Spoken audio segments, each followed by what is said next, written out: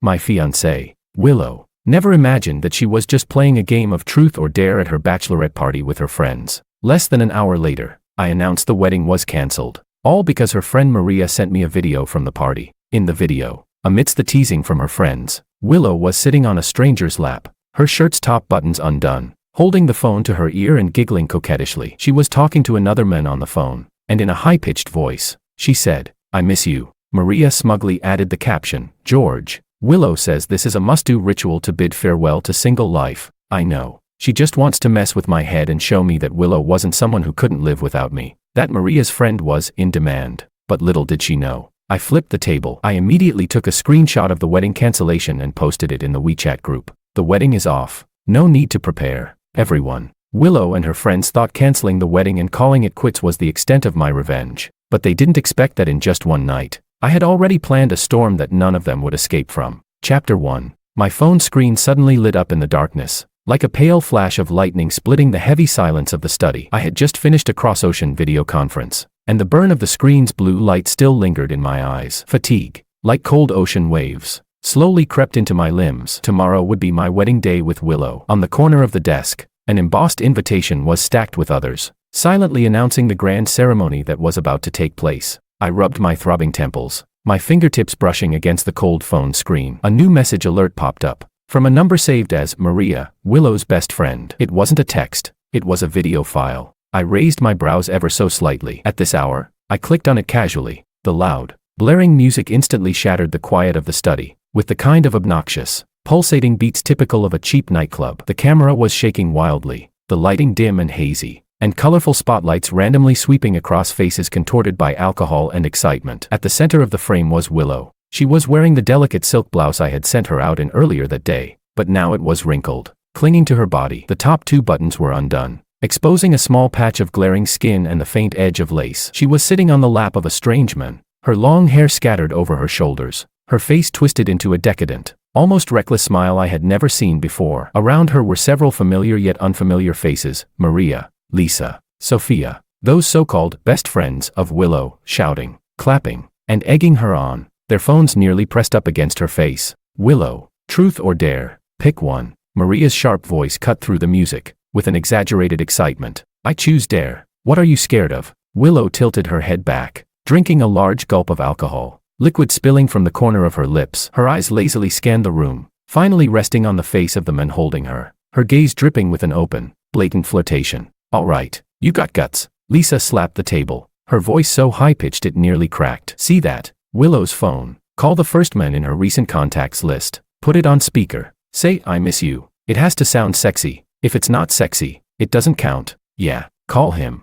Do it now." Sophia chimed in, laughing, but her eyes were fixed on Willow's every move, clearly excited for the drama. Willow giggled, her body shifting restlessly in the stranger's lap, seemingly thrilled by the challenge. She fumbled for her phone beside her, her fingers clumsily swiping the screen, movements unsteady from the alcohol. A few seconds later, she seemed to find her target, pressed the button firmly, and proudly turned the screen towards her cheering friends, hitting the speakerphone button. Beep, beep, beep. The monotonous waiting tone stood out sharply against the chaotic background noise, like cold needles stabbing into my eardrums. My left hand, resting on the desk, involuntarily curled into a fist, the knuckles turning pale from the pressure. In the video, Willow pressed the phone back to her ear, still in the man's arms, tilting her head slightly. She spoke into the mic with a voice that was deliberately sweet and sickeningly syrupy. "Hello, yeah, it's me. No, nothing's wrong. I just miss you." The last word stretched out long, dripping with an almost sickening sweetness, like honey-coated poison. "Wow, so hot. Willow is amazing." The friend group erupted in even louder shrieks and whistles, the camera shaking wildly, zooming in to capture every intoxicated expression on Willow's face and the hand of the stranger wrapped around her waist. The video abruptly stopped. The screen darkened, reflecting my own expressionless face. The study was dead silent, except for the heartbeat in my chest, which, after a brief pause, began to pound heavily, slowly, but with an unmistakable rhythm. One beat, then another, striking against my ribs. The sound, magnified in the absolute stillness, made my eardrums hum. Then, Maria's text message appeared. "George, did you see? Willow's having fun. She said it's a necessary ritual for saying goodbye to single life. We couldn't stop her. Don't worry, we'll keep an eye on her. Nothing too out of line will happen. Stick out the tongue, JPG." Every word felt like a searing hot brand, painfully burned into my retina. Ritual. Couldn't stop her. Nothing too out of line. I stared at that message for a full 10 seconds. Then, I moved.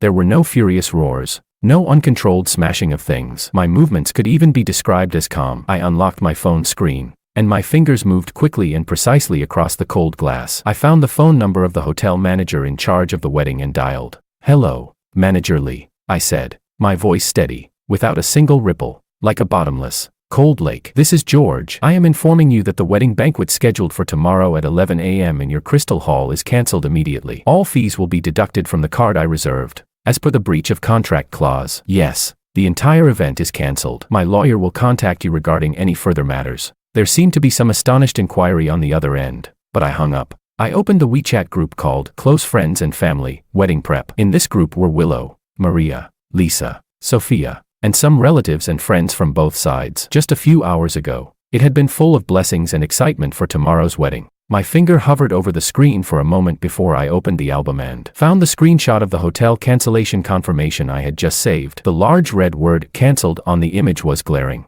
I selected the image and clicked send. Then, I typed a line of text, each word as cold as ice. "Wedding cancelled. No need to prepare any more. Send." Having done all this, I placed the phone face down gently on the cold redwood desk. It made a dull, muffled sound. I slowly leaned back into the wide leather chair, tilted my head back, and closed my eyes. The overhead light in the study was a little too bright, casting a flickering, blood-red shadow over my tightly closed eyelids. The heavy, slow rhythm of my heartbeat seemed even clearer now, carrying a destructive force that silently washed away everything I had built over the past 5 years. Tomorrow, there would be no wedding. Chapter 2. The moment I placed my phone face down on the desk, it felt like I had pressed a detonator. After a brief, suffocating silence, the WeChat group named Close Friends and Family, Wedding Prep, exploded like cold water splashing into a hot pan. The first to jump in was Willow's mother. A series of voice messages carrying an almost incredulous sharpness. "George, what the hell is this? What does this screenshot mean? Cancelled? Are you kidding me? The hotel just confirmed the menu with me. You better explain this right now. Where's Willow? Willow, speak up." Next came one of my uncles, his text filled with shock and a barely noticeable hint of panic. "George, what's going on? What happened? This is no joke. Hundreds of guests are waiting tomorrow. Do your parents know about this? At George bro, did you send this to the wrong group? This is a huge joke." Men. That was a distant cousin of Willow's. "George, what the hell are you doing? Take this back right now. Do you hear me?" Willow's father joined in, his message short but laden with an oppressive anger. The group chat exploded like an out-of-control barrage of messages, filling the screen with doubts, shock, rage, and frantic attempts to fix things, a chaotic blend of emotions, text, and voice messages, threatening to shatter the small phone screen. Yet, at the eye of the storm, Willow and I, strangely, remained silent. My phone lay face down on the desk, quietly isolating me from the uproar. Meanwhile, at a luxury KTV private room on the other side of the city, the deafening music had long since stopped, replaced by a nerve-wracking silence. The intoxicated flush and euphoria on Willow's face vanished the moment she saw the group messages, replaced by a deathly pale whiteness. Her hand trembled violently as she held her phone, her fingertips cold, barely able to grip the small metallic square. On the screen, George's message, "Wedding cancelled," and the glaring hotel cancellation screenshot stabbed like two searing knives straight into her heart. "No, this can't be," she muttered to herself, her voice shaking uncontrollably. She abruptly looked up at Maria, whose face was equally pale. "Maria, what's going on? What does he mean?" Maria was completely stunned, staring at the video she had sent to George, the teasing message accompanying it, and then back at George's cold, decisive declaration in the group. A cold shiver ran up her spine, from the soles of her feet all the way to the top of her head. She had only wanted to share a bit of fun, and maybe give George a little nudge, let him know that Willow wasn't completely dependent on him, that her best friend Maria was desirable too. She never imagined George's reaction would be so terrifying. He had flipped the table completely. I don't know. Willow. Maria's voice wavered with a note of panic, more fear than anything else. I sent him a video. It was a joke. I didn't know he couldn't take a joke. He's crazy. A video? What video? Willow suddenly grabbed Maria's arm, her nails nearly digging into her flesh. Her voice shot up in pitch, sharp with the near breaking point of hysteria. "What did you send him? Tell me now." Lisa and Sophia rushed over, their faces filled with terror and confusion. They, too, had begun to realize that this out-of-control party game had somehow led to a catastrophic disaster. Maria winced as Willow gripped her arm, panic and fear written all over her face. She fumbled through her phone, pulling up the video she had sent to George and the accompanying message, shoving it in Willow's face. It's that part where you played truth or dare. I sent it to him. I said it was part of the ritual.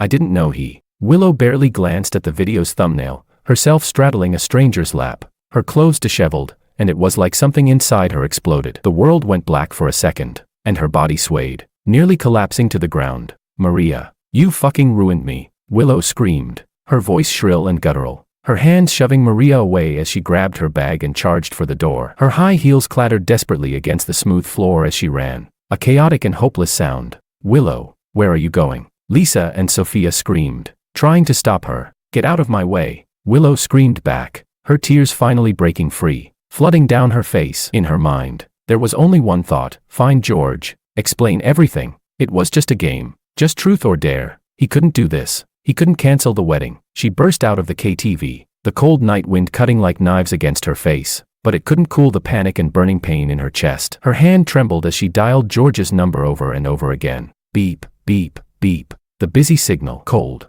monotonous, and endlessly repetitive. Each time the signal sounded, it felt like a hammer smashing into the fragile defense around her heart. She refused to give up, switching to WeChat, frantically sending voice messages, texts, and video calls to George. George, pick up the phone. Let me explain. It was just a game. They were egging me on. I was drunk. It's not real. Please pick up. The wedding can't be cancelled. I love you. I only love you. George, I was wrong. I'm so sorry. Will you please say something, please?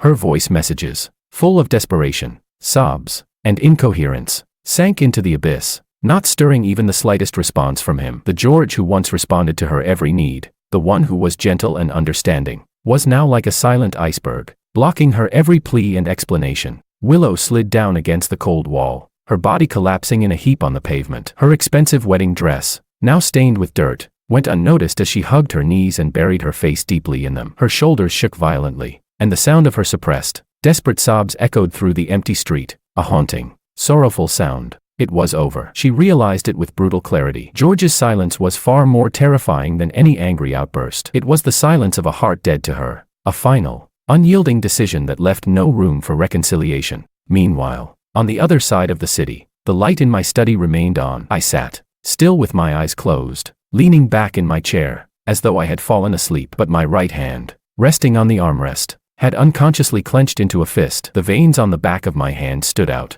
and the knuckles creaked with the faint, painful sound of tension. On the desk, the phone, face down, continued to vibrate, shifting slightly with each buzz, the faint glow from its screen casting light on my tightly clenched jaw, cold and hard. Chapter 3. The light in the study remained on all night. When the first pale streak of gray-white appeared on the horizon and the city awoke in the hazy morning light, I slowly opened my eyes. My eyes were bloodshot, but they were unusually clear, even sharp, carrying a cold, piercing clarity forged from an entire sleepless night. The silence of the night had not dissipated anything. Rather, it had made the fire that burned slowly in my chest more solid, more frigid. I picked up the phone on the desk, which had long since stopped vibrating. The screen unlocked, instantly overwhelmed by countless missed calls and unread messages marked with red dots. Most of them were from Willow, mixed with anxious inquiries and demands from both families, relatives, and friends. I scanned them expressionlessly, my fingers not pausing on any message. I went straight to the contacts and found a number marked Luis Lawyer.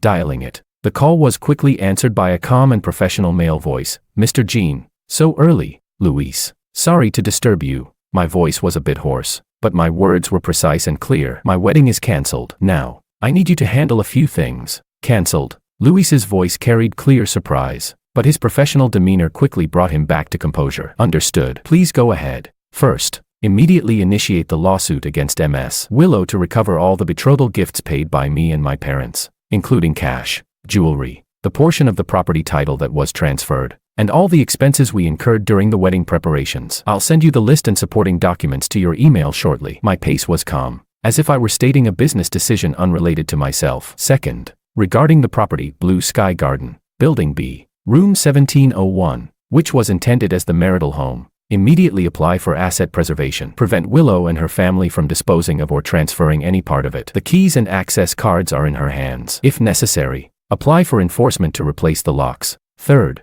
gather and organize all the evidence from last night, or rather, around midnight today, regarding Willow's participation in the so-called bachelorette party at Mi's KTV, especially any videos or photos involving her behavior. The primary sources will be Maria, Lisa, and Sophia. Luis was silent for a few seconds, clearly processing the sudden and weighty instructions. Mr. Jean, I understand your feelings, but the return of the betrothal gifts and property division requires factual evidence and legal grounds, especially since the other party may claim cohabitation or, there was no cohabitation. I interrupted him, my tone firm and resolute. The marital home was barely finished being renovated 3 months ago. She occasionally stayed over, but never truly lived there. All expenses and transactions are clear. As for the evidence, I paused, my voice growing colder. I will provide it. You only need to ensure the legal procedures are followed and that the pursuit is as aggressive as possible. Understood. Luis no longer asked further questions. I'll get started immediately. As for the evidence, especially the video, we need to be particularly careful about the legality of the sources. I understand. Just proceed with the legal process, I said, hanging up the phone.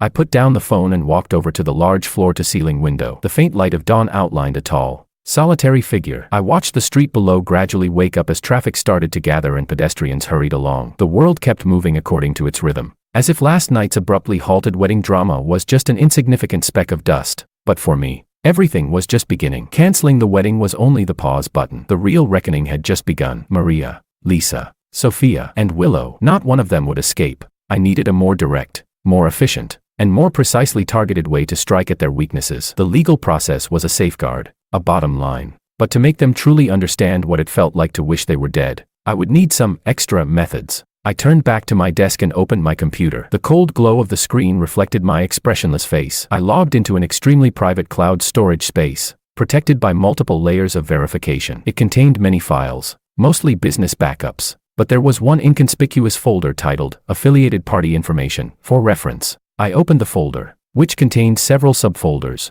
each corresponding to the names Maria, Lisa, and Sophia. These were bits of information I had gathered over the past few years due to Willow's relationships, things I had encountered or learned to some degree. As someone who always liked to be in control and focused on risk prevention, I had unintentionally kept track of certain things, and now, those seemingly small pieces of information had become the sharpest weapons. I first opened the folder marked Maria. Inside were several photos from the opening of Maria's internet-famous light food restaurant, Good Times, which Willow had dragged me to for support. There were also screenshots of Maria flaunting her restaurant's financial figures on social media. She had blurred out some key numbers, but I had clearer versions, and an electronic document detailing how Maria had proudly bragged to Willow about using 2 sets of ledgers for tax avoidance and channeling large amounts of cash through private accounts. I paused on the record about the 2 sets of ledgers, my gaze cold. I picked up my phone, not dialing but composing a text message to a number I rarely contacted, but one that was absolutely reliable and influential. It was the son of an old friend of my father's,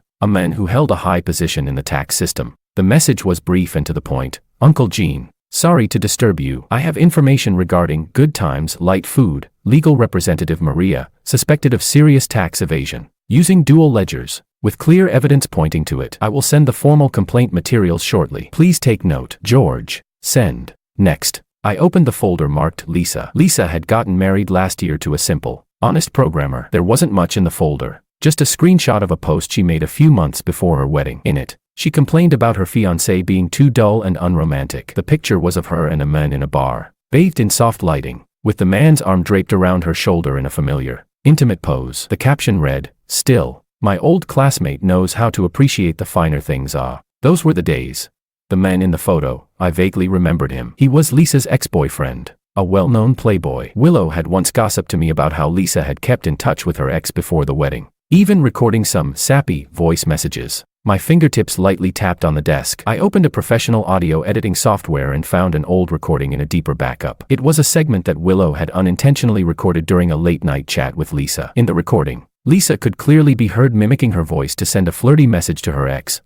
You bad boy, only just thinking of me now. Can't your wife satisfy you? Miss me? I miss the smell of you." Willow had thought it was funny and shared it with me, then forgotten to delete it. I extracted the audio and saved it. Then, using an untraceable virtual number and anonymous email, I sent the recording, along with the screenshot of Lisa's intimate post with her ex. To Lisa's husband's work email. The subject line was chillingly simple, listen. Finally, I opened the folder labeled Sophia. Sophia worked as the creative director at a highly competitive advertising firm. She was currently competing for a major real estate project called Orange Bay, which was crucial for her career. Inside the folder was a document, information I had overheard from a business partner about Sophia's firm's main competitor, Creative Media, which seemed intent on winning the Orange Bay project. The document mentioned that a key figure at Creative Media had close personal ties to someone critical on the client side. My eyes lingered on the words Creative Media and key client figure. I paused for a moment, then picked up my phone and dialed another number. This time, my tone was businesslike,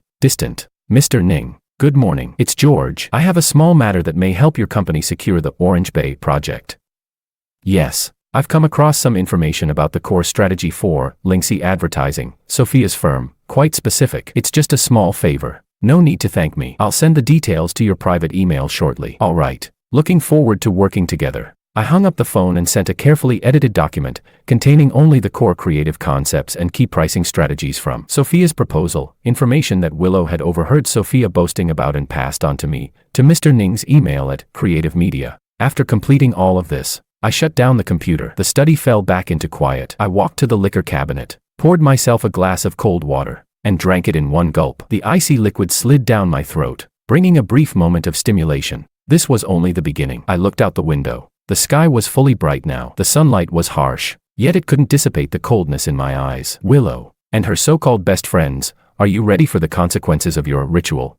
Chapter 4. Maria was jolted awake by a loud, rapid knocking on the door, as if someone was trying to smash through the wood. The headache from her hangover felt like a blunt axe hacking at her temples. Annoyed, she groggily mumbled and turned over in her blanket, hoping to block out the irritating noise. She hoarsely shouted, her voice raspy, "Who's there? It's early in the morning. What do you want?" From outside came a stern, cold voice that cut through the door, carrying an undeniable authority. "Open the door. Tax inspection." "Maria, open the door. Tax inspection." The words hit Maria like a bucket of cold water, instantly driving away the sleepiness. She sat up in bed with a sudden jolt, her heart tightening as though gripped by an icy hand. A sense of foreboding, cold and venomous like a snake, immediately slithered up her spine. She scrambled out of bed, hastily throwing on a robe. Barefoot as she rushed to the door, trembling, she peered through the peephole. Standing outside were 3 men in dark blue uniforms, their expressions serious. The one in the lead held up an ID card and was staring directly at the peephole.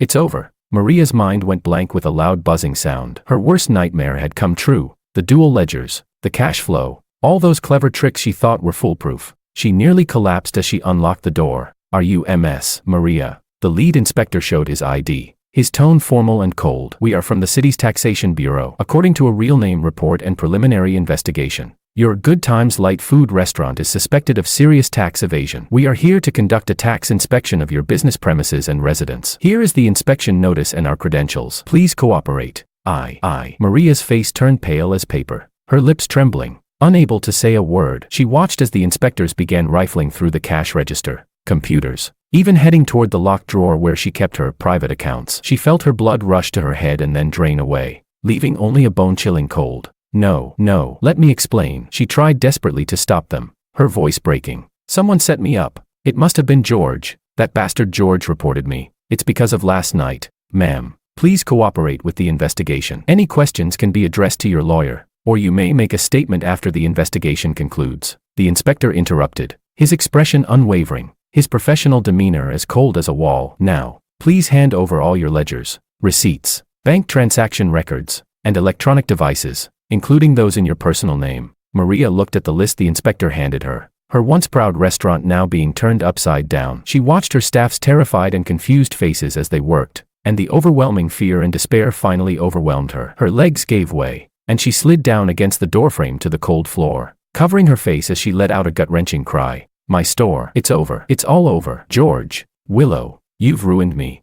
At the same time, on the other side of the city, in a normal residential neighborhood, Lisa's husband, Martin, a shy programmer with black-framed glasses, sat at the dining table silently eating breakfast. His face looked terrible, bloodshot eyes staring blankly at his nearly untouched soy milk and fried dough sticks. Lisa, with dark circles under her eyes from the previous night's shock and hangover, emerged from the bedroom. She was feeling sluggish and mentally drained. Seeing her husband's expression, Her heart sank, and she forced a smile, trying to shake off the gloom. "Good morning, darling. Last night the company had a last-minute overtime, and I came back late. I saw you were already asleep, so I didn't wake you." She tried to use her usual excuse to smooth things over. Martin didn't look up or respond. Instead, he picked up his phone from the side, unlocked the screen, opened his email, and then turned the phone toward Lisa, slamming it down heavily on the table. The sharp slap echoed through the quiet morning, piercing the stillness like a loud crack of thunder. Lisa jumped at the sound, instinctively looking at the screen when she saw the screenshot of her and her ex-boyfriend,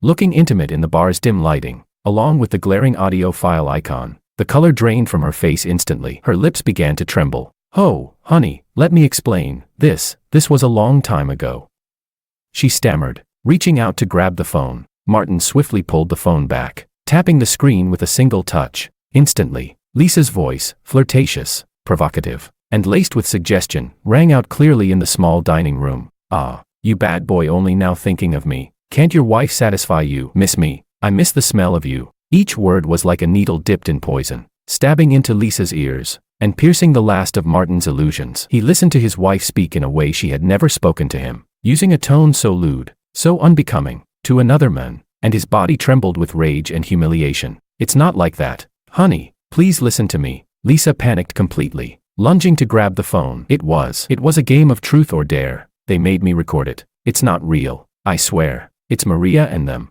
Truth or dare. Martin finally lifted his head, his eyes bloodshot, glaring at Lisa with a cold, unfamiliar expression, one filled with the pain and disgust of total betrayal. "Lisa, do you think I'm an idiot? This voice, this tone, you expect me to believe it's a game? You're missing his smell, He suddenly stood up, the legs of the chair screeching loudly against the floor. Pointing at Lisa, his finger trembling with fury, he shouted, "I've been a damn fool, led around in circles by you. Marriage, having kids with you, I spit on that. Divorce, Lisa, I can't live another day with you. No, honey, I was wrong. I swear I was wrong." Lisa cried out, rushing to grab Martin's legs. "It's them. It's Willow. It was that party. Please forgive me this once, just this once." Martin violently shoved her away, the force sending her stumbling to the floor. He didn't even glance at her as he grabbed his coat from the chair and his phone from the table, storming out the door without looking back, slamming it behind him. Bang.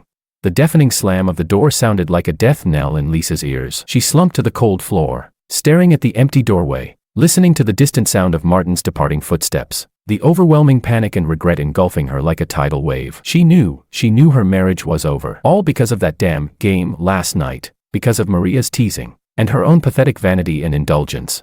"Maria, Willow, you won't get away with this," she cried out, pounding the floor in despair. Chapter 5. Sophia almost stepped into the doors of Linksy Advertising right on the dot. She hadn't slept well last night either, dark circles heavy beneath her eyes, but her professional demeanor pushed her to keep up appearances. Today was the final proposal day for the Orange Bay project. This multi-million-dollar deal was the key to her promotion to partner at the company. She and her team had pulled countless all-nighters, pouring their hearts and souls into this proposal. She quickly walked toward her private office, the sound of her high heels hitting the floor like a rhythmic, tense countdown. As she passed through the open office space, she couldn't help but notice something was off. Many employees were glancing at her surreptitiously, their eyes filled with mixed emotions. As soon as they caught her gaze, they quickly lowered their heads and pretended to be busy. Sophia felt a sinking feeling in her chest, an ominous premonition creeping up on her. She furrowed her brow and quickened her pace. When she opened the door to her office, her boss, Vice President Tang, was already sitting behind her desk with a grim expression. Beside him stood the project director, who also wore a similarly dark expression. "Mr. Tang, what's going on?" Sophia's heart sank as she forced a smile, her mind racing. "Sophia." Tang slammed his fist on the desk, standing up abruptly, his voice rising in anger, even cracking with frustration. "You've done a hell of a job." Sophia froze, startled. "Mr. Tang, what happened? What happened?" Tang's entire body shook with fury as he pointed at her. "Orange Bay, our proposal, our core concepts, our pricing strategy, it's all been leaked. Just this morning, 2 hours before our presentation, Creative Media came in with nearly the exact same proposal, just a different cover, and they undercut us by 5 points. They've already gone to the client's CEO." "What?" Sophia's world seemed to collapse around her. She stood frozen, her blood draining from her face. "That can't be. No way. The proposal was only in our core team's hands. No way." Tang's anger reached its peak. He sneered as he slammed a stack of printed papers down onto the desk in front of her. "Take a look for yourself. Creative Media's proposal summary. Isn't this cloud life concept yours? Isn't this immersive experience flow your core idea? Isn't this emotional resonance trilogy your campaign strategy that you spent 3 nights working on? And this pricing? They even nailed the negotiation margin we reserved. Sophia, tell me this is not possible. Sophia's hands trembled as she picked up the papers, and just a quick glance made her vision go blurry. It was too similar. No. It wasn't just similar, it was a damn copy of her proposal. Those ideas she had been so proud of, those so-called killer concepts, now felt like a series of hard slaps right to her face. No, it wasn't me. Mr. Tang, please believe me. How could I leak my own proposal? What would I gain from that? Sophia's voice cracked, her eyes filling with tears. It must have been creative media. They must have used some dirty trick. Dirty trick, the project director snorted, his voice dripping with skepticism and disdain. Sophia, as I recall, Creative Media's CEO Ning is your university senior, right? And I've heard someone saw you meeting with him alone at the Blue Jazz Cafe last Friday evening for nearly 2 hours. Is that true? Sophia's head was pounding, as if it were about to explode. Last Friday, she did meet with Ning, her university senior, but it was because of Willow. Willow had been crying on the phone about how cold George had been toward her recently. To comfort her, Sophia had arranged to meet Ning, who had extensive connections in the advertising industry, to subtly inquire if George was under too much work pressure or facing personal problems. They had talked only about Willow and George's situation. She never mentioned a word about the Orange Bay project. I did meet with Mr. Ning, but it was for personal matters. It was because of Willow. Sophia desperately tried to explain. Enough. Tang cut her off harshly, his gaze as cold as a blade. Personal matters. Sophia, do you think we're idiots? What a coincidence. The proposal leaks just hours before the presentation, and you're caught meeting the competitor's CEO privately. Now, the client is furious, thinking we lack professionalism, even suspecting we colluded with Creative Media. This project is dead. Hundreds of thousands invested, months of effort from the entire team, all wasted. Can you take responsibility for this? Sophia opened her mouth, but no words came out. The immense injustice and panic left her feeling numb. She looked at Tang's furious face, at the project director's disdainful look, and heard the murmurs from the office outside. She finally understood that she had fallen into a carefully laid trap. The bait had been her misplaced concern for Willow and her petty drama. Mr. Tang. I really didn't.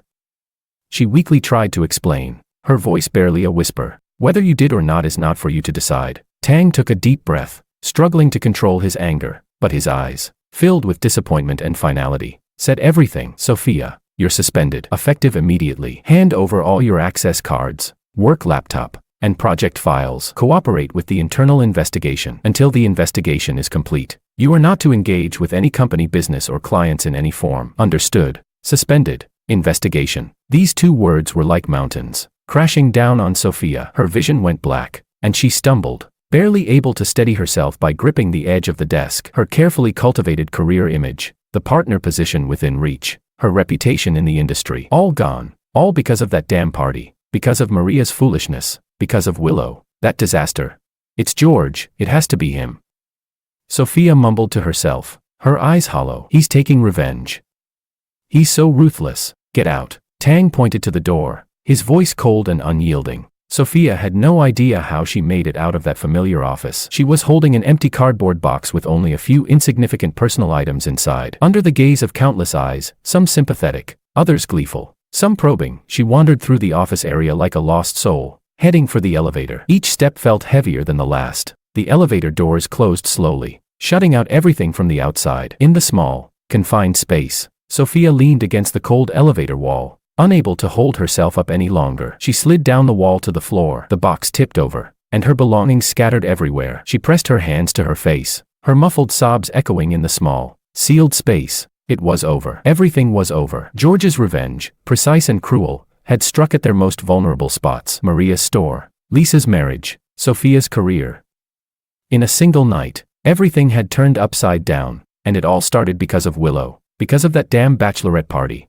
Hatred, like poison ivy, was growing wildly inside her. Fear of George and resentment toward Willow intertwined, almost consuming her entirely. Chapter 6. Willow Lu felt like she was about to lose her mind. Since the wedding was called off, her world had completely crumbled. George had vanished like a ghost, not answering her calls, ignoring her messages, and blocking all her contact information. She had visited his company, only to be politely but coldly stopped by the receptionist. "Sorry, Miss Lu, Mr. Jean has instructed us not to see any visitors. She had gone to their former wedding home, Blue Sky Garden, only to find the locks had been changed. The cold, metallic lock hole mocked her futile attempts. The security guard at the property, though polite, distanced himself. Mr. Jean has already informed the management, prohibiting Miss Lou from entering this unit. Please don't make it difficult for us. Home had become the only place she could curl up, yet it was also the most painful prison. Her parents' emotions had swung from initial shock and anger to later pleading and scolding, like a roller coaster ride. Willow,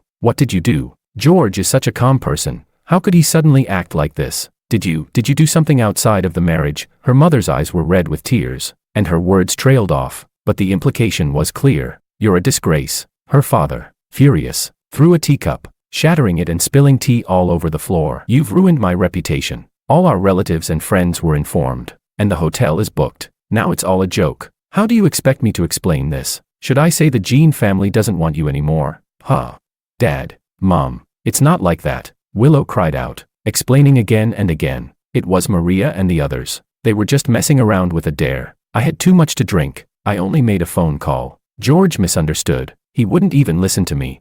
A dare? A phone call? Her mother's voice suddenly became sharp, filled with disbelief. Who did you call? What did you say? What could possibly make him cancel the wedding? Willow, you better tell me the truth. Willow was speechless, her face pale. How could she admit to saying, I miss you? How could she explain that she had been sitting on a stranger's lap at the time?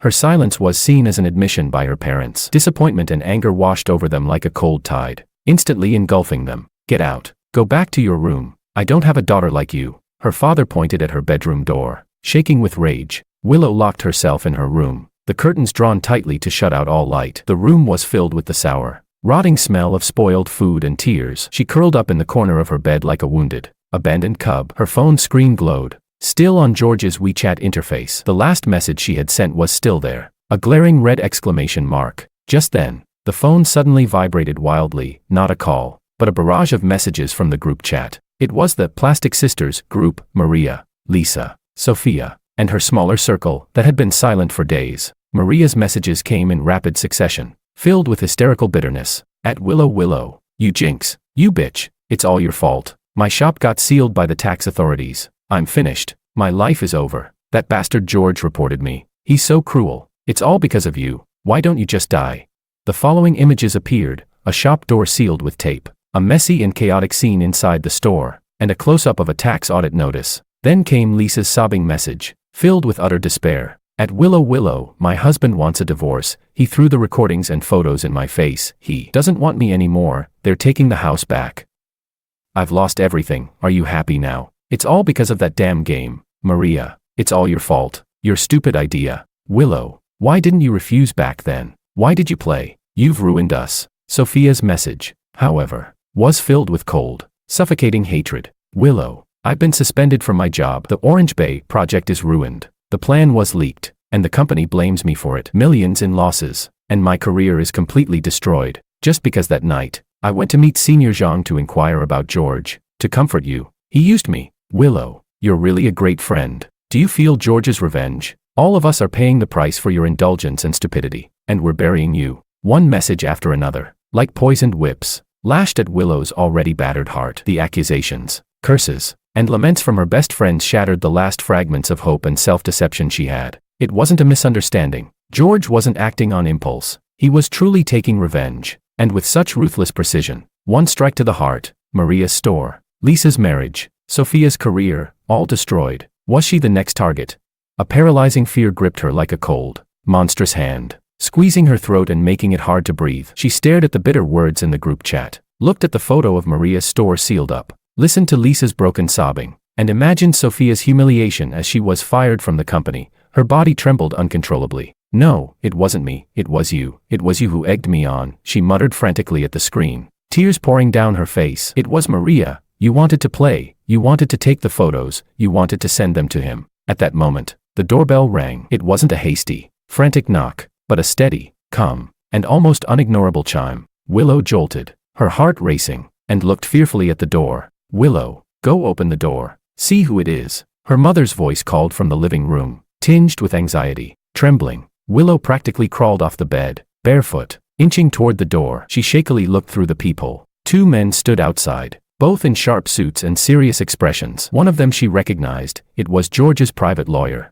Mr. Zhou. The other held an envelope stamped with the court's official seal. Willow's heart stopped, and her blood seemed to freeze in her veins. "Ms. Willow, please open the door," the lawyer, Luis, said coldly through the door. "We are Mr. George's legal representatives, authorized by him, and bearing the court's documents. We are here to deliver the copy of the lawsuit, summons, and property preservation order. Please cooperate." Lawsuit, property preservation. These words struck Willow like a hammer to the eardrums. Her final psychological defenses collapsed. "No." She let out a shrill scream, not even resembling a human cry, collapsing against the door, sliding limply to the cold floor. Her hands clutched her ears tightly, as if trying to block out the death-like sound of the bell and the cold words. Outside the door, Luis waited for a few seconds, but receiving no response, he nodded to his assistant. The assistant slid a thick stack of documents, sealed with the court's red stamp, under the door. The sound of the paper slipping in echoed like the scraping of a scythe. There was nowhere left for her to run. Chapter 7.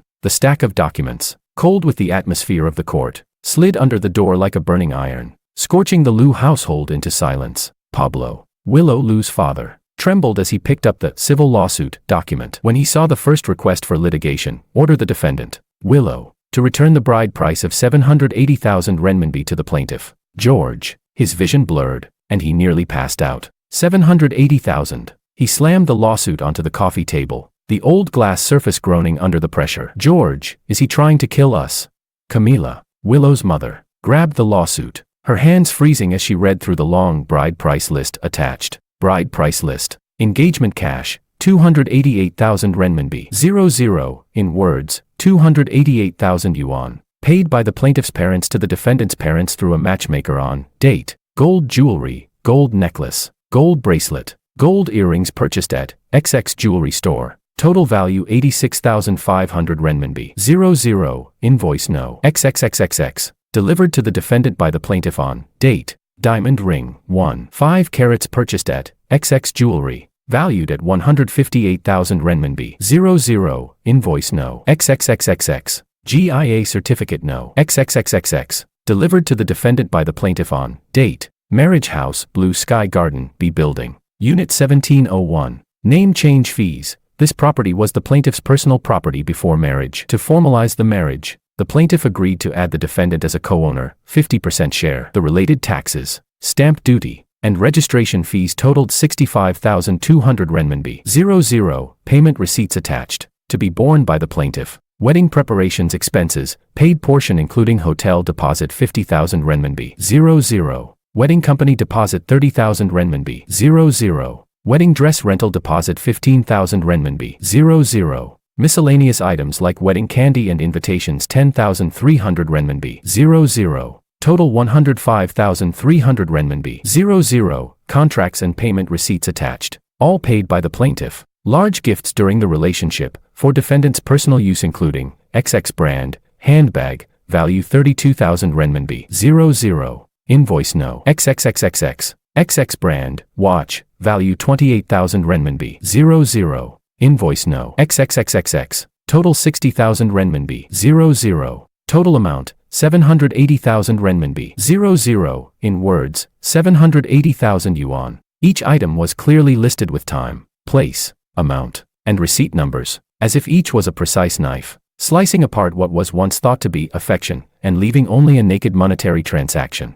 This diamond ring, this bag, wasn't he giving them to her willingly? How can this count as a bride price? Camila stammered, pointing at the list, trying to clutch at the last straw. Willingly. Pablo gave a bitter laugh, pointing at the legal citation in the lawsuit. Look here, the lawyer wrote it all out clearly. Article 5. Large gifts given for the purpose of marriage, if the marriage doesn't happen, must be returned. 780,000.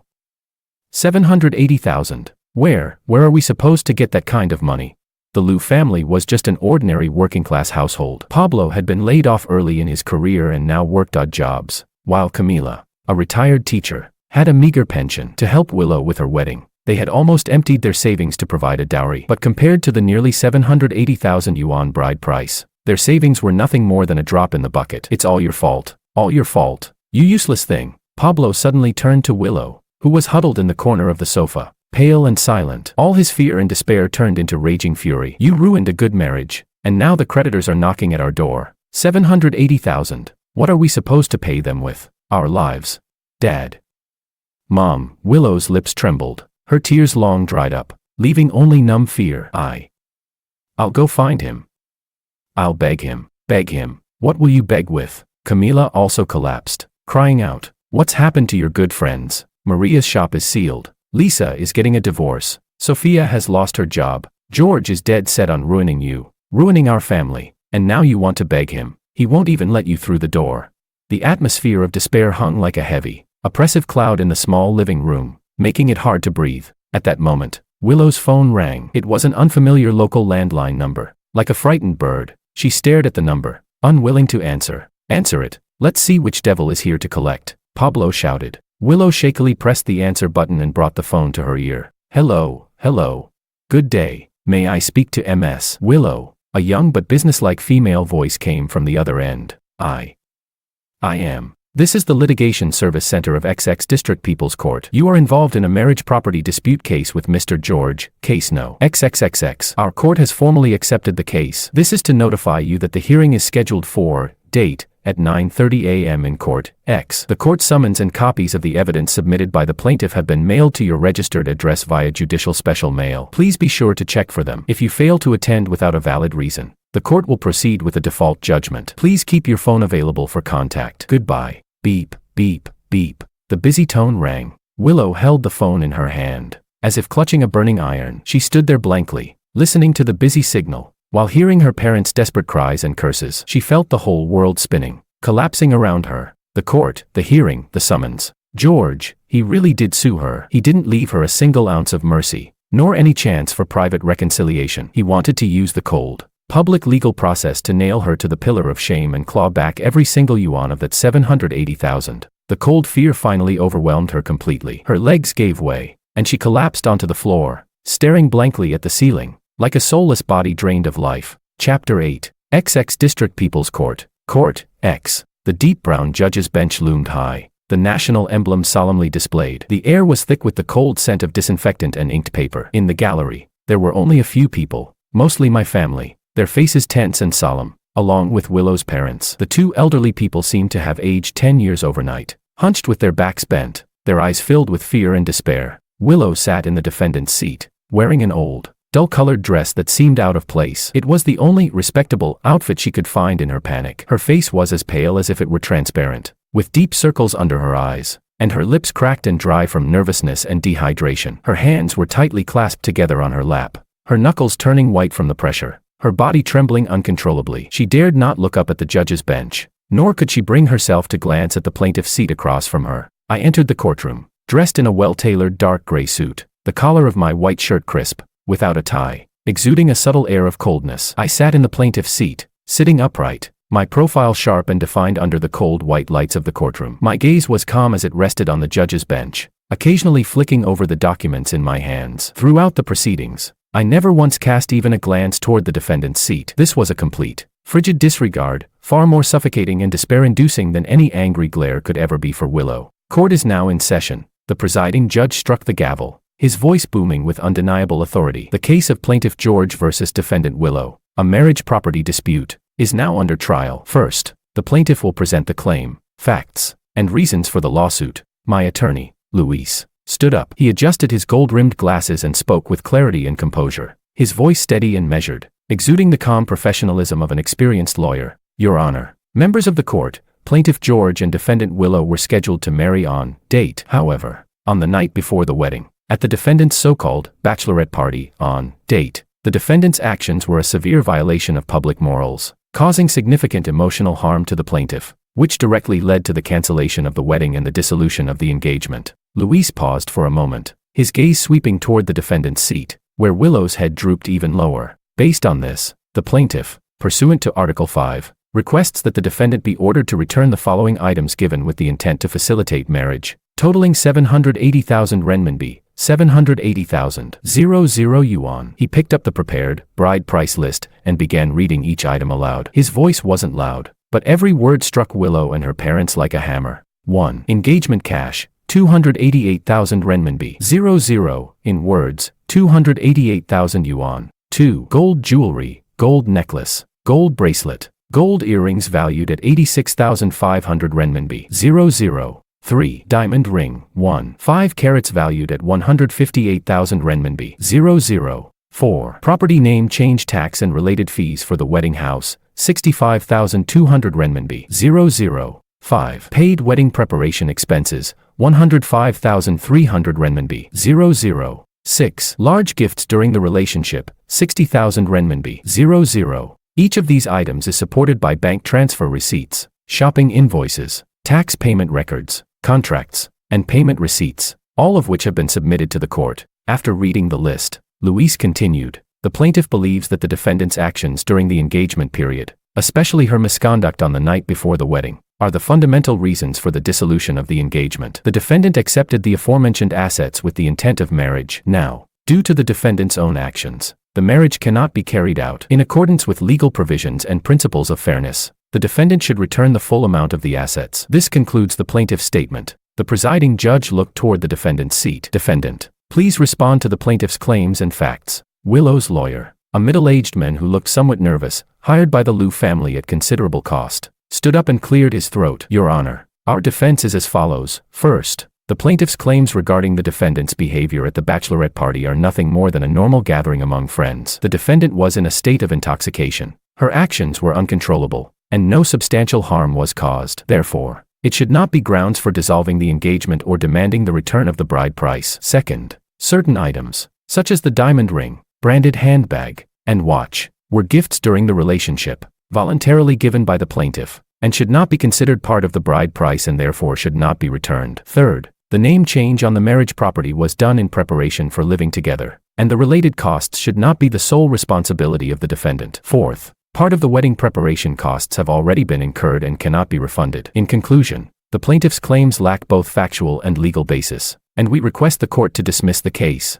The court will now proceed with evidence presentation. The presiding judge announced. Luis was the first to present the evidence. His movements were swift, his logic clear. Exhibit 1, bank transfer receipt proving the plaintiff's parents paid 288,000 renminbi to the defendant's parents as engagement cash. Exhibit 2, invoice from XX Jewelry Store. Photos of the items, proving that the 3 gold jewelry pieces, valued at 86,500 renminbi, were delivered to the defendant. Exhibit 3, invoice from XX Jewelry, GIA certificate, and photos of the diamond ring, proving that the ring, valued at 158,000 renminbi, was purchased by the plaintiff and given to the defendant. Exhibit 4, tax payment receipts and a copy of the property deed from the Real Estate Registration Center, showing the defendant and plaintiff each hold a 50% share, proving that the 65,200 renminbi tax fee for adding the defendant's name to the property was borne by the plaintiff. Exhibit 5, hotel deposit receipt, wedding company contract and deposit payment receipt, wedding dress rental contract and deposit receipt, and a list of items such as wedding candy and invitations, with payment records, proving the wedding preparation costs totaling 105,300 renminbi, all paid by the plaintiff. Exhibit 6, invoices for the purchase of a XX brand handbag and XX brand watch, with photos, proving that the plaintiff purchased these items for the defendant during the relationship, totaling 60,000 renminbi. Exhibit 7, key evidence, video file and original carrier, extracted from Maria's phone. Luis's voice suddenly grew heavier as he operated the computer. The courtroom's projection screen began showing the video of that unforgettable scene for Willow, loud music, dim lighting, and Willow, dressed inappropriately, sitting on a stranger's lap while making a phone call, speaking in a sweet, coquettish tone, "I miss you." This video was sent by the defendant's friend, Maria, to the plaintiff on the night before the wedding, directly causing the plaintiff to cancel the wedding. The video clearly documents the defendant's severe misconduct during the engagement period, on the eve of the wedding, which violated public morals and caused significant emotional harm to the plaintiff. This was the direct cause of the dissolution of the engagement. Exhibit 8, screenshot of WeChat chat records, Maria's message when sending the video to the plaintiff, George. Willow said this is a necessary ritual for saying goodbye to singlehood,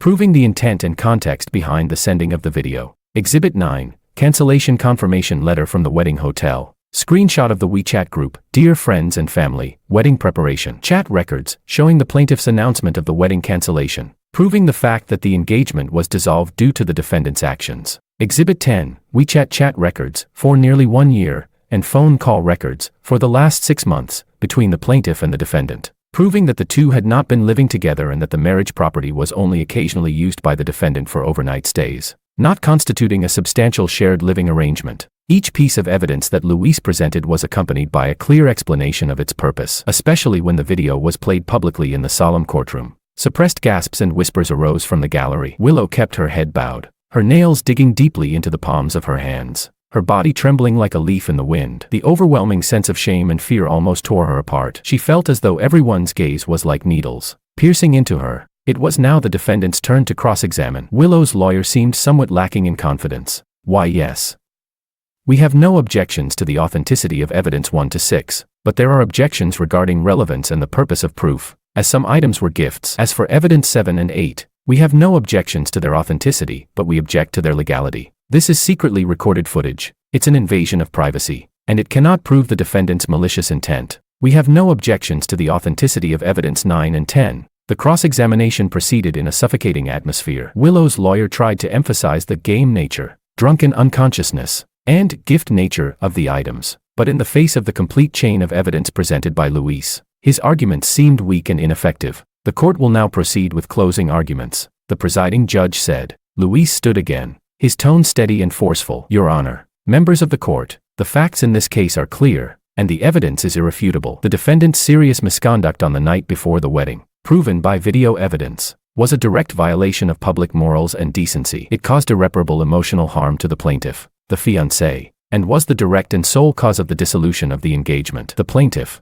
in the purpose of marriage, provided the defendant and her family with substantial assets. After the engagement was dissolved due to the defendant's fault, the defendant's continued possession of these assets has no legal basis and is clearly unfair. According to relevant judicial interpretations, these assets should be fully returned. The defendant's defense based on game, drunkenness, and other reasons cannot change the inherently immoral nature of her actions or the consequences. Regarding the diamond ring and other items, their value is enormous, far beyond the scope of ordinary gifts in a relationship. And given the timing, close to the wedding date, and the occasion, the proposal, they were clearly conditional gifts for marriage and should be recognized as part of the bride price. The costs of adding the defendant's name to the property were directly incurred due to the engagement. Therefore, the plaintiff's claim is legally sound and justifiable. I respectfully request the court to fully support the plaintiff's request. Willow's lawyer argued. Your Honor, even if the defendant's behavior was inappropriate, it does not fall under the legal circumstances that require the return of the bride price. The return of the bride price should take into account the fault of both parties, the situation of their cohabitation, and the consumption of assets. The defendant has already made substantial contributions to the wedding. Some items have been used or are non-returnable, and the plaintiff acted impulsively in canceling the wedding, which also carries some responsibility. We request the court to consider a partial return or no return at all. The court debate was intense but brief. Luis's arguments were clear, structured, and firmly rooted in law and evidence, while Willow's lawyer's defense, in the face of the undeniable facts and my cold resolve, appeared hollow and weak. Do both parties agree to mediation? The presiding judge asked as a routine inquiry. I do not agree to mediation. My voice was the first to be heard in the courtroom, low, calm, yet carrying an unmistakable finality that echoed clearly through the silence. I didn't even glance at the defendant's seat. Willow suddenly raised her head, looking at George. The side of his face, once so familiar and full of warmth, now only showed coldness and indifference, pushing her away as if she were a stranger. His refusal of mediation shattered the last flicker of hope in her heart. The defendant agrees to mediation, Willow's lawyer quickly said, his voice tinged with a hint of desperation. Given that the plaintiff has clearly rejected mediation, this court will not proceed with mediation. The presiding judge struck the gavel. The court will now adjourn for deliberation. The judgment will be delivered in 15 minutes. The gavel fell, sounding like it struck Willow's nerves. She slumped into her chair, completely drained, cold sweat soaking her back. 15 minutes felt as long as 15 centuries. She watched George calmly leave the courtroom with Luis, not once giving her a single glance. Chapter 9. 15 minutes passed in dead silence. Court is now in session. The presiding judge and the panel of judges returned to their seats. The gavel struck, marking the arrival of the final moment. The atmosphere in the courtroom seemed to freeze. Willow's heart pounded like a drum, almost bursting from her chest. Her parents, seated in the gallery, clutched their hands tightly, their faces ashen. The presiding judge picked up the judgment and read aloud in a loud and clear voice. People's Court of XX District, XX City, Civil Judgment, XXXX, XX Civil Initial XXXX, Plaintiff, George, Defendant, Willow. This court publicly tried this case on date, and the trial has now concluded. Upon review, The court finds the plaintiff, George, and the defendant, Willow, were originally in a romantic relationship and had planned to marry on date. To formalize the marriage, the plaintiff and his parents paid the defendant and her parents an engagement cash gift of 288,000 renminbi, and purchased gold jewelry, valued at 86,500 renminbi, a diamond ring, valued at 158,000 renminbi, and other items for the defendant. The plaintiff also added the defendant as a co-owner of their marriage property, paid related tax fees of 65,200 renminbi, and covered wedding preparation costs, including hotel and wedding company fees, totaling 105,300 renminbi. Additionally, the plaintiff purchased luxury handbags and watches for the defendant during their relationship,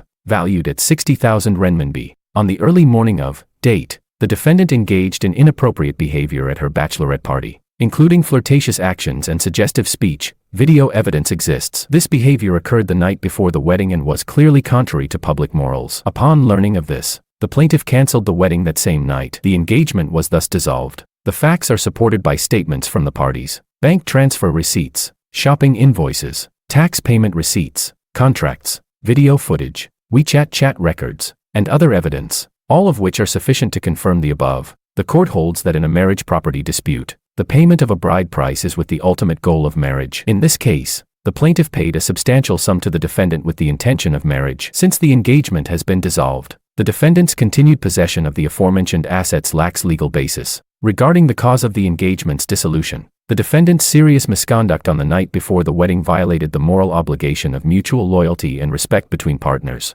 went against public morals, and caused emotional harm to the plaintiff. This was the direct cause of the dissolution of the engagement. The defendant argues that it was due to a game or drunkenness, but such reasons do not absolve her actions from their immoral nature and the substantial damage they caused to the engagement. Therefore, the plaintiff's decision to cancel the wedding was not improper. Regarding the scope of the return, the plaintiff requests the return of the cash of 288,000 renminbi, the gold jewelry worth 86,500 renminbi, the diamond ring worth 158,000 renminbi, the tax fees for adding the defendant to the property worth 65,200 renminbi, and the wedding preparation costs of 105,300 renminbi. All of these payments were made with the intent to marry and are considered part of the bride price, and therefore should be returned. As for the luxury handbag and watch, valued at 60,000 renminbi, their value far exceeds the typical gifts exchanged during a relationship. Given the timing of the purchase, the value, and the purpose, they should also be considered conditional gifts for marriage and should be returned. The defendant's claim that some of these items were gifts or have been consumed lacks sufficient evidence and is not accepted by the court.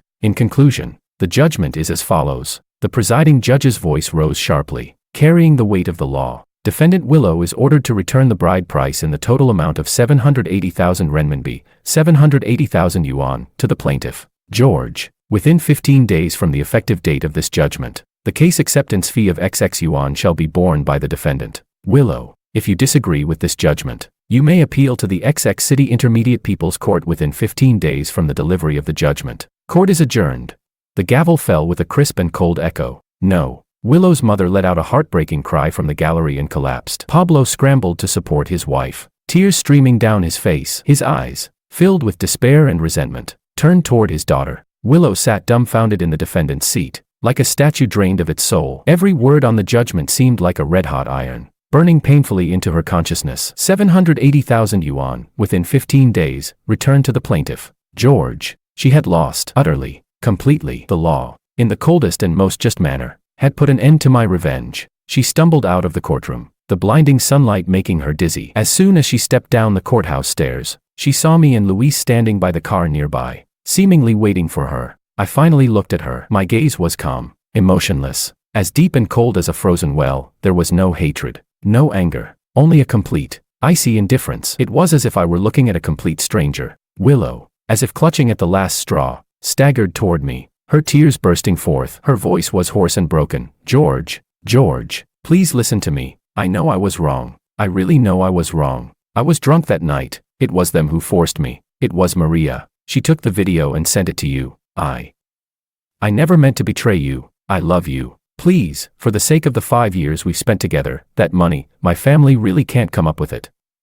Please, show mercy. Spare us. She reached out her hand, as if trying to grab my sleeve, just like she had done countless times before when she was trying to act spoiled. Just before her fingers touched my sleeve, I subtly shifted to the side, avoiding her. The movement was natural, but it carried a piercing distance. MS. Lou. My voice was calm and unwavering, clearly reaching both Willow and her parents who had followed her. You have received the judgment. I raised my hand slightly, and Luis immediately took out a prepared payment notice from his briefcase, stamped with the bank's seal, and handed it to Willow. This is the payment notice for the court-designated account, Luis said in his professional tone. Please, MS. Lou, make sure to deposit the full amount of 780,000 yuan into this account within 15 days of the judgment's effective date. If payment is not made by the deadline, we will apply for compulsory enforcement, which may result in the seizure, freezing, or confiscation of assets equivalent to the value of the debt, including any assets held by the defendant or her guarantor, and may affect her credit. Please be aware.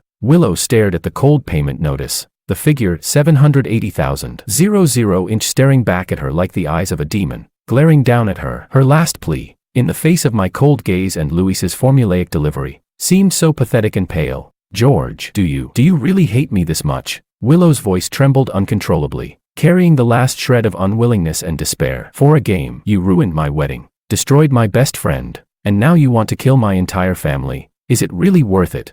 My gaze finally rested on her face for a moment. There was no hatred in my eyes, only an icy, knowing clarity, as if I had already seen through all her pretenses and excuses. I clearly uttered a single word, my voice not loud, but as sharp as a blade coated in ice, severing all of Willow's hopes in an instant. Worth it. With that, I no longer looked at Willow or the pale faces of her parents. I turned, opened the car door, and sat inside. The black sedan started smoothly, merging into the flow of traffic, quickly disappearing around the corner without a trace of hesitation. Willow stood frozen in place, her hand tightly gripping the payment notice, as if it were a burning hot iron. The blinding sunlight shone on her pale, despairing face. The solemn court doors loomed behind her, like a huge, cold mouth. The world around her seemed to lose its sound, with only the cold 78,000 yuan on the judgment and George's final word ringing wildly in her mind. Worth it, worth it, worth it. She finally understood. The disaster, ignited by her own indulgence and stupidity, had ultimately destroyed only herself and everything she had. George's revenge had been precise,